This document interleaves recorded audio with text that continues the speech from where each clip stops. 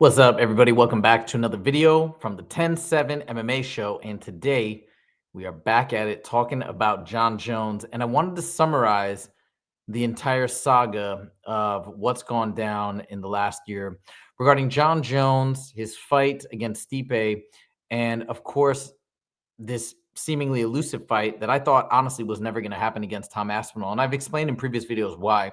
I actually didn't think it had anything to do with Jon Jones. I thought it was the UFC that, in fact, didn't want Tom to fight Jon, because my thought was that they wanted Jon Jones to retire after beating Stipe, somebody who had previously beaten Francis, and it all kind of came down to this, to establishing that Jon Jones was supreme to Francis just to protect the UFC brand.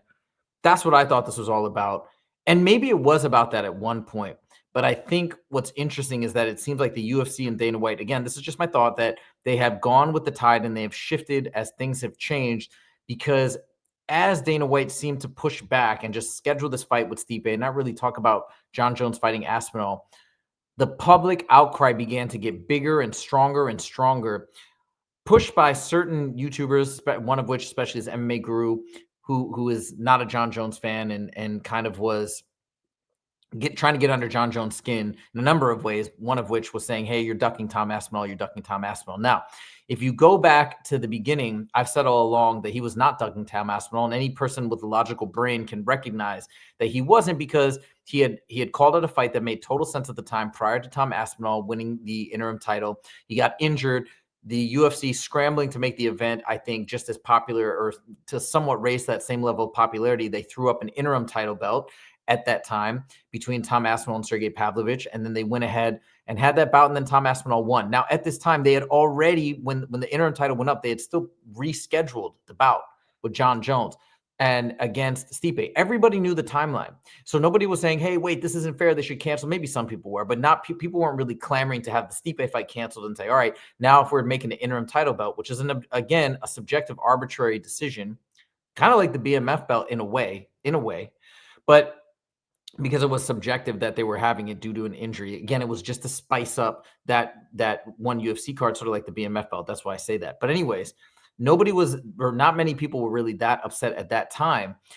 And then we had the fight. Tom Aspinall won in tremendous fashion. And then we just had to go ahead with this previously scheduled bout. I think people started getting more upset when Tom Aspinall had to defend the interim belt, because I believe that's only happened one other time in the history of the UFC. And that's only because Jon Jones's injury kept him out till last November. Okay. So again, I really think this is more a situation of circumstance. Also, the UFC wanted to keep the fight against Stipe as scheduled. And I don't think this had anything to do with Jon Jones. But nevertheless, the public came at him, and they came at him hard. And people got more and more disgruntled the closer the fight came. Everybody was pushing for Tom Aspinall. Jon Jones mostly stayed silent, responding to some people occasionally on social media, but didn't say much. Now, here's where it got interesting. It got interesting at the pre-fight presser, when Jon Jones was being asked over and over, not about the Stipe fight, but more about Tom Aspinall. And is he ducking? Does he want to fight him? Why won't he fight him?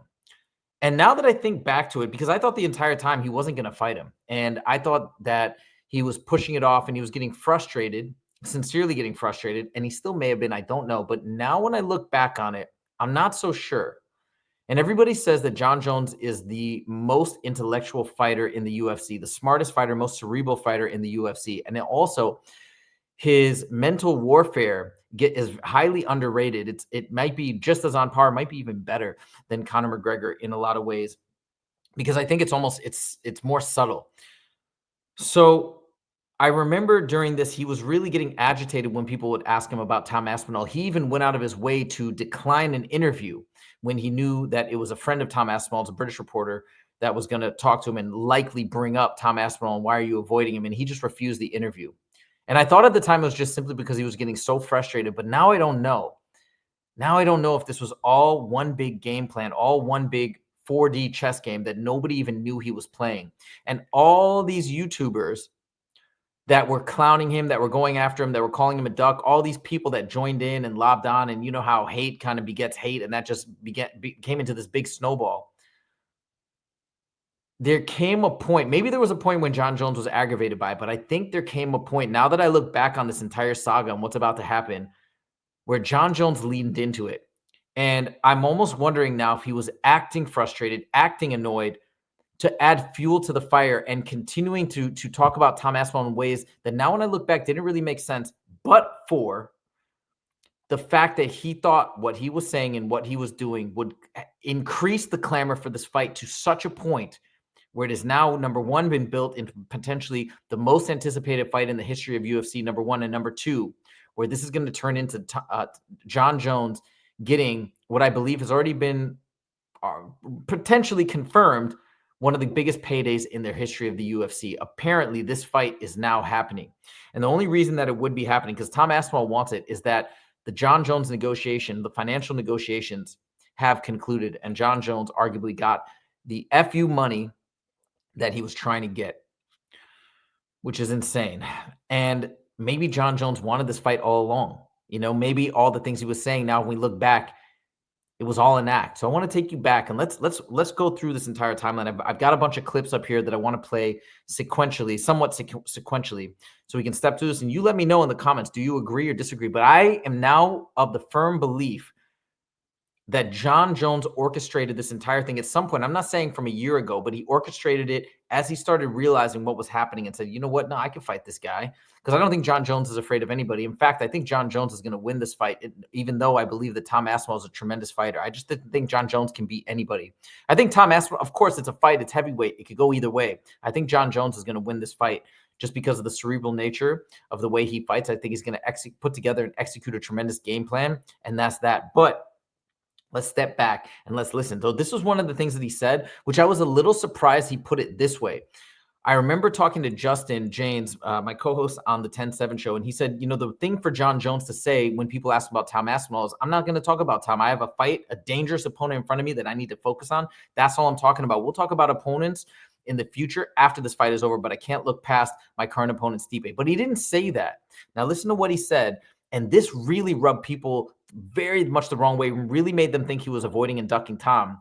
And I now think that this was intentional, because listen to what he said. Check this out. It's just like, I get that Tom is an exciting fighter. I get that finally, after 16 years, we found somebody who's 7 years younger than me and 30 pounds bigger than me. Like, we finally found someone who may give me a great challenge. And I thought that was very strange that he said that, because almost admitting that that's a hard fight, right? And maybe that was him speaking from the heart, but he's admitting that that's a difficult fight, or at least like making it seem like, yes, that is a difficult fight. So you guys want me to take on a fight that I believe is difficult because he's younger than me, he's heavier than me, he's bigger than me, he's whatever. And that got people so riled up. And again, now I'm wondering, because why would he say that? Why wouldn't he just deflect? And he could have, you know, kept deflecting and saying, look, it doesn't matter. No, I'm not afraid of anybody. I can fight him anytime if I want to. I just don't want to. And that's not the fight ahead of me. But instead he said this, and people jumped on him when he said that. Let me keep playing this clip. And everyone wants to see it so bad. But for me, it's like, what is it? What's in it for me?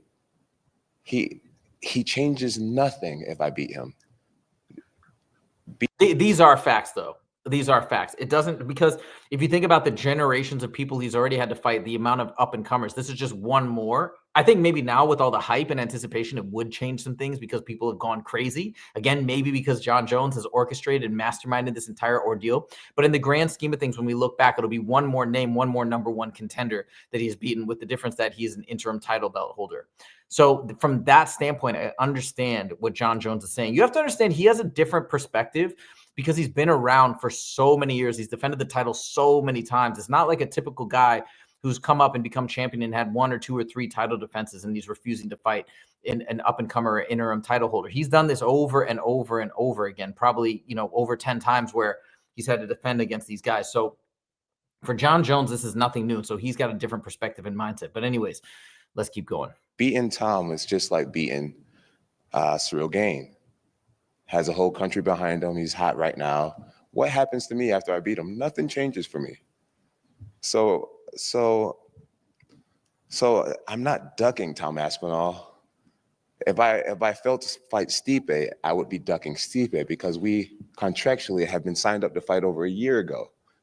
All right, so now he goes in to talk about that and sort of defending his position, which is the position that I defended the entire time, which is the logical position. All right, now let's move along to the next clip that I have queued up here. So check this out. Now we're going to go to the post-fight presser and listen to what Jon Jones says. So after talking about not wanting to fight Aspinall, now he gives other reasons as opposed to why he does not fight him, but then gives one little exception saying, but in this particular instance, I will fight him. Listen to what he says. Coming up with Jon Jones t-shirts, buying a little. He's talking about things that Tom Aspinall was doing leading up to the fight. Just some funny antics, I think, to draw attention to the fact that he wanted to fight Jon Jones and maybe to try and get under his skin. So check this out. Just a little shit that he does. He's annoying to me. He's annoying to me, and that's my own personal. He annoys me. I get to you guys, you find it entertaining, but I find him annoying, and I just don't like him. And at the end of the day, if I give him the opportunity to fight me, I want to be so compensated. I want to say it, I want that fuck you money, honestly, and that's just what it is. That's just what it is, or else. My life is perfect without him. I don't need him at all. And he needs me. And that's a good place to be in a negotiation. Right there. Right there. And again, this is when it starts to become clear, I believe, that this was all one giant negotiation tactic. Maybe it wasn't. Maybe it didn't start out that way. Because again, too, if there wasn't this much public clamor and hype, it wouldn't have had that much buildup and anticipation, and there wouldn't be that much money at stake, and he wouldn't have gotten this payoff. So now at this point, as he started to feed the fire and more YouTubers started to jump on his back, namely MMA Guru, who was who was the biggest critic of Jon Jones for quote-unquote ducking Tom Aspinall, then it started to stir all this up, and now for the first time, he lays it out. This is some sort of a bit of public negotiation. He finally throws it out there. And I think now at this point, maybe there was a time when the UFC wanted Jon Jones to have this victory and walk off into the sunset as the Michael Jordan of the sport. But something changed because now they saw a new opportunity for potentially the greatest fight of all time, and especially at heavyweight, which is wild. We call the heavyweights, we call the champion of the heavyweights the baddest man on the planet. And now because the argument is that the heavyweight champ could beat every other champ, right? Because they're the biggest. And now we finally have a real feud, a real heavyweight, almost beef, even though it may not be a full-on personal beef, but because of this artificial notion that Jon Jones is apparently afraid to toss Tom Aspinall, ducking Tom Aspinall, he would lose to Tom Aspinall, all these things, largely fueled by MMA Guru, right? Now there is a tremendous amount of hype and desire for this fight, massive desire. People almost feel like it's unfair and unjust if Jon Jones doesn't take the fight, which I don't believe is true. I still don't believe it's true. I think that Jon Jones has earned a different level of respect. And I'm just talking about him as an athlete in his career. He's earned a different level of respect based on the number of title defenses and all that he's done in the sport. So if he wanted to walk away, I see no problem with that. But there became this feeling of injustice, especially for somebody who's so beloved as Tom Aspinall. And that it's the perfect storm where there was so much anticipation, and now he throws out, he wants that FU money. Now watch what happens. Immediately after the fight, okay, now this is along the same timeline as Jon Jones is having this presser. Immediately after the fight, Dana White goes out and has a talk with Tom Aspinall. And he knows what's going on at the Jon Jones presser. I believe it just happened or something, roughly around the same timeline. And then now this is the story. This is Tom Aspinall being interviewed on the Piers Morgan show. So check this out. But is he ducking you? No, he's trying to get more money. I don't think he is ducking me. Oh, wait. I think, hold on. This is the wrong clip. Hold on. Let me back up here. We're going to come back to that in 1 second. That's an important thing I want to talk about too. Hold on. So then it's this clip right here where he talks about the timeline. Check this out. So I hadn't seen any of this stuff that he'd said. So in all honesty, I was expecting him to come and we maybe negotiate a little bit. And he literally walked into the room and said, "It's happening." And I said, "Well, he's going to want loads of money." And he said, "I know, but it's happening." And he said, "It's going to be the biggest fight in UFC history." So does that mean Jon Jones has agreed? I don't think so, but I think I don't know what in all honesty, Jon Jones is like, nobody knows what he's doing, even the UFC. So I don't He know. says he wants fuck you money. I imagine Dana will pay him fuck you money, won't he? I would imagine so. Okay, so now at this point, this is previous, right, to the Tampa Bay press conference where Dana White was asked about this. But this is now what's happening. So Dana White essentially says, no, it's happening. I guarantee. This is a private conversation. This is what he told. This is not what he said at a press conference where he's just trying to drum up anticipation or buzz about this fight. This is a private conversation that he had with Tom Aspinall. He said it's happening. Meaning, obviously you can't 100% guarantee, but it means they are going to play ball. They are going to negotiate and they're going to do everything in their power to make it happen because they believe it's going to be highly profitable and a massive jumping off point for the UFC overall. And now we fast forward from that interview to last weekend, to one Dana White's most recent interview, I believe. I don't think he's done one since, but I could be wrong. And now we see what he says when he's asked about this fight and whether or not it's going down. Again, remembering that the only way Jon Jones said he would take this fight is with the FU money. Check this out. Jones versus Aspinall, is that sort of the big priority? And you think that's the biggest fight the promotion can put on in 2025? 100%. And I think it's probably the biggest fight in heavyweight history. And it's a massive fight in the history of the company too. It's a big fight.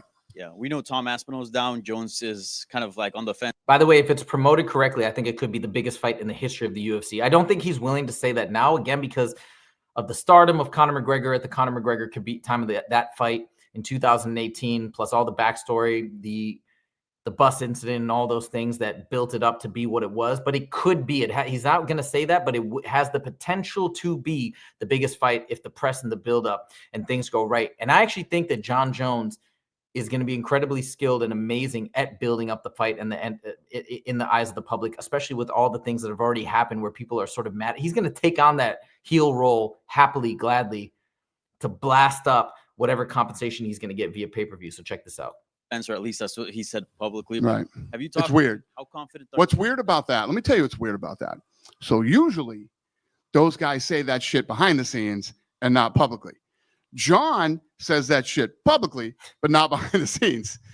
Jon is a very unique individual to deal with. So do you get what he's saying? He's saying he doesn't want to fight Tom Aspinall publicly, but privately he's saying he wants to fight him. There we go. And again, Dana might be spinning it. I don't know. But if that's true, and if that's what he's saying publicly, which we know because that's what's out there, but privately he's saying, nah, let's do the fight. And for this amount of money and whatever, let's negotiate. Game, set, match. Jon Jones played all the MMA YouTubers who were hating on him, the entire public that was ragging on him, even with his back and forth Twitter stuff. Everybody was clowning him, all this stuff. He played everybody. He played everybody and is now going to get one of the biggest paydays in the history of the sport. And on top of it, I believe he's going to win. Let's see what people say. I'm very curious. Let me know in the comments, who do you think is going to win in this matchup? But Jon Jones, in my opinion, has just played the master move of all time. Absolute checkmate, which is insane. I like it. It's insane if this is really what he did from the get-go. This is complete 40, 50, 60 chess when everybody else was playing checkers. Okay, let's go to the last clip. The last clip that we have here, now that we are kind of all on the same page, this is happening, and I think this is how it happened, and this is why Jon Jones was saying what he was saying, because in retrospect, some of the things, why would you say that? Public negotiation. Okay, last clip. To finally address, is Jon Jones ducking Tom Aspinall? Even if he didn't take this fight, was he ducking Tom Aspinall? Hear what Tom Aspinall says in his own words. And if you can't agree with the man who he was allegedly ducking, then I don't know what to tell you. But I've been saying this for months, and hear it from Tom Aspinall in his own words. Into a lot. I think he's a little snowflake. I don't think he's a snowflake, no. But is he ducking you? No, he's trying to get more money. I don't think he is ducking me. He's trying to get more money. Do you think he's scared of you or not? No, but I think he... I would be. When I watched you demolish old Sergey, I was like, there is not enough money in Dana White's bank, whichever one he's with. There's not enough money in that bank to get me in a ring with you, even for 30 seconds. You know what? I agree. I actually agree with a lot of what Jon says. When you put the resumes next to each other, his resume is far superior to mine. The risk reward for the both of us. His risk is, he has everything. So on the skill differentials, where would you say he has the edge and where do you have the edge? Well, he's amazing at everything. So Piers Morgan kind of cuts him up, and I actually think Piers is tight with Tom Aspinall. They're both British. I know he's a fan of Tom Aspinall. That's why he probably had him on the show and not Jon Jones, or maybe John declined. I don't know. But what Tom is saying there, and Piers almost jumps in to stop him, is that he's like, I kind of get it. I get why he doesn't want to, why he's not potentially interested, or why it's not alluring, and why he has a right to. I mean, he doesn't say he has a right, but why? From his point, that's a logical stance to take. Why should I take this fight when you compare our resumes and everything I've done compared to everything he's done? He kind of gets it. So he said, no, he's not ducking. He does say it's a public negotiation, which it turns out it was. But anyways, I think right there, we can also close the debate on whether now he's going to fight him. But even if he didn't fight him, I still stand by that you could not call this ducking, because that's going to be a never ending conversation and discussion that's going to happen ad nauseum into eternity, right? I mean, he's got to retire at some point. He's got to stop at some point. But anyways, now you hear it from the man himself, from Tom Aspinall. Very respectful fighter. Amazing guy. That's why people love him, because he speaks the truth. He's honest. He's telling it how it is. And so that's it. So Jon Jones wins. Tom Aspinall wins. And we, the public, get the greatest fight of all time, maybe. I think it might be the greatest fight of all time. And I cannot wait. We have the UFC to thank. We have Jon Jones to thank. We have Tom Aspinall to thank. This is going to be incredible. 2024, and as they always say, each year seems to get better and better. But I think 2024, by a landslide, was the greatest year in the history of the UFC. The most incredible fights, the most incredible fight cards, the most incredible events. I know there's lots of people on YouTube that are complaining about this, that, and the other, about the UFC doing this wrong, that wrong, the other thing. Let's take a moment to be grateful and appreciative of all the incredible fights that they've done, the extent to which they've tried to do things outside of the box, the Sphere, UFC 300, where they spent tons of money that they didn't need to wow the public, to do things that are special. Do you think the NFL or the NBA are trying to put on shows in the Sphere and do things like that? It's only the UFC. So let's take a moment now as we conclude the fights of 2024 to be grateful for this amazing year.